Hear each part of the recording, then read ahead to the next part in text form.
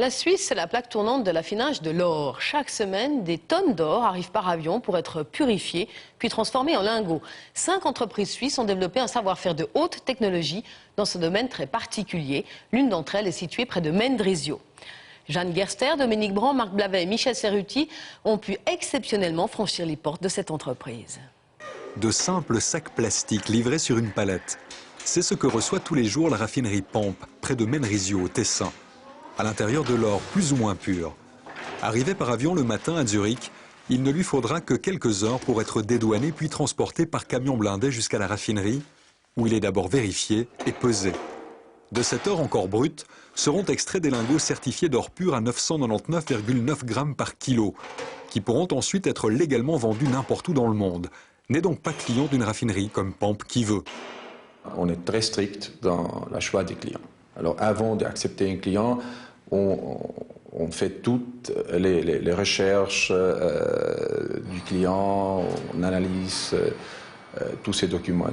En plus, nous, on est soumis à la loi du blanchissement d'argent et on est considéré intermédiaire financier.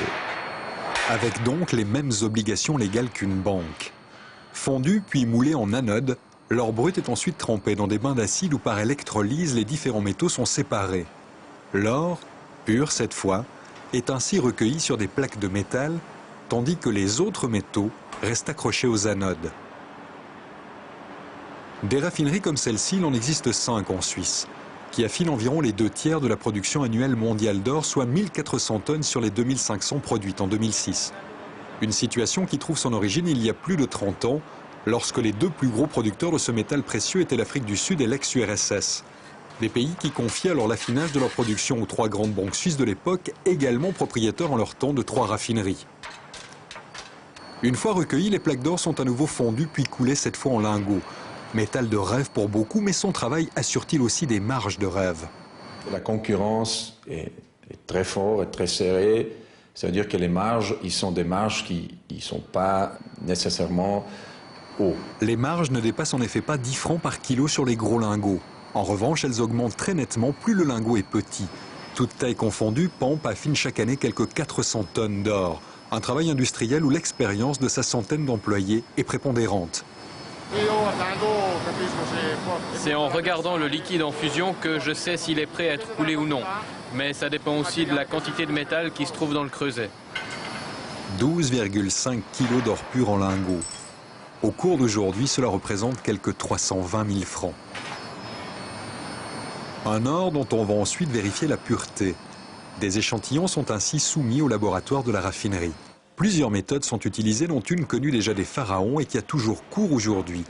Il s'agit de peser un échantillon d'or au millième de milligramme avant et après l'avoir fondu dans un récipient prévu à cet effet. La différence de poids permettant de définir le degré de pureté de l'or. Un travail réalisé par des essayeurs jurés salariés de la raffinerie, mais qui travaillent pour la Confédération. Le travail que je fais ici, que nous faisons ici, nous sommes indépendants. On doit garantir l'indépendance des résultats. On ne doit pas être influencé par la direction ou par des facteurs extérieurs. Une fois agréée par le laboratoire, l'homogénéité des lingots est encore vérifiée par échographie. Puis ils sont gravés du sceau de la raffinerie, numérotés et répertoriés. Une signature reconnue par tous les marchés bancaires ou boursiers de la planète. Ces gros lingots, surtout utilisés par les banques, ne représentent qu'une partie de la production de la raffinerie. Des lingots de plus petite taille sont également coulés, mécaniquement cette fois. Leur poids varie de 50 grammes à 1 kg. Ils sont très demandés dans certains pays d'Asie ou du Moyen-Orient, où ils servent de cadeaux lors de naissance ou de mariage, ou encore d'épargne pour les particuliers lorsque la monnaie nationale est régulièrement dévaluée. Pour les lingots encore plus petits qui peuvent aller jusqu'à 1 gramme, ainsi que les médailles commémoratives, c'est la méthode du laminage qui est utilisée. Les lingots sont progressivement aplatis jusqu'à l'épaisseur souhaitée. Un travail de précision où l'on en vient rapidement à oublier que ce sont des dizaines de milliers de francs qui chaque jour vous passent entre les doigts.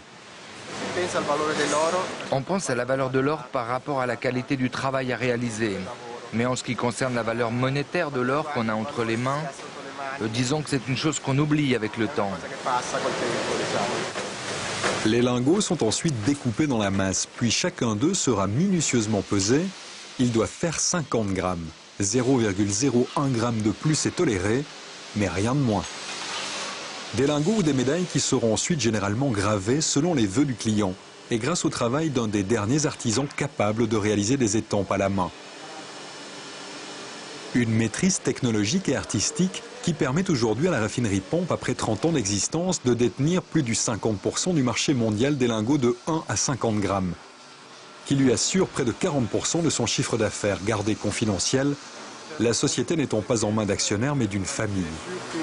Une discrétion qui s'applique aussi aux clients de l'entreprise. On ne saura donc pas à qui sont destinés cette centaine de lingots, quelques 35 millions de francs, ni d'où ils viennent. L'or ne parle pas, même s'il est un langage que tout le monde comprend.